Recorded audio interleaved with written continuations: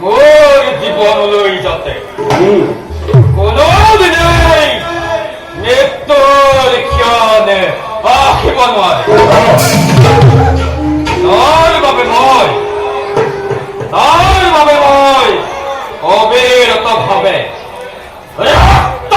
যজ্ঞ আৰম্ভ কৰিব। মোক মৃত্যু নালাগে, লাগে মাথো অমৰত্ব।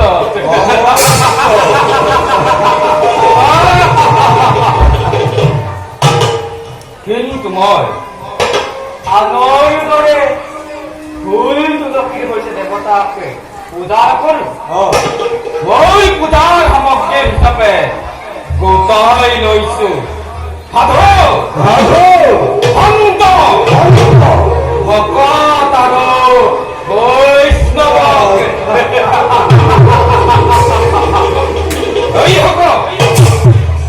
এজন এজনকৈ অবিৰতভাৱে বলি দি আহিছে আৰু আজিও দিম।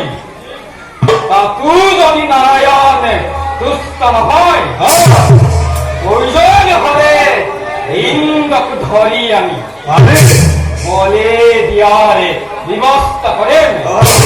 তাতো যদি নাৰায়ণে তুষ্ট নহয়, তেতিয়া ব্ৰহ্মা বিষ্ণু শিৱকে ধৰি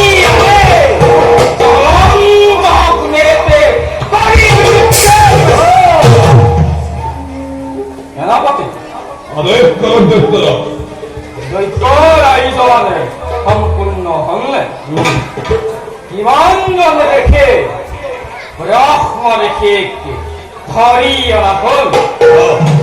আৰু শুনা কলাটো আজি মোৰ বলিৰ তৰোৱাল এনে ভাৱে ঠিক নকৰিব, যাতে প্ৰয়োজন হলে মই শিৰ কাটি অগ্নিতে আহুতি দিব পাৰিম।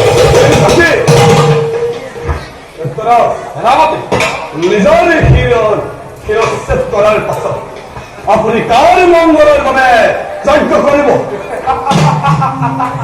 তুমি ঐ মহিমা আজিও বুজি নাপালা। শুনা, মোৰ এই তিনিওটা শিৰৰ ভিতৰত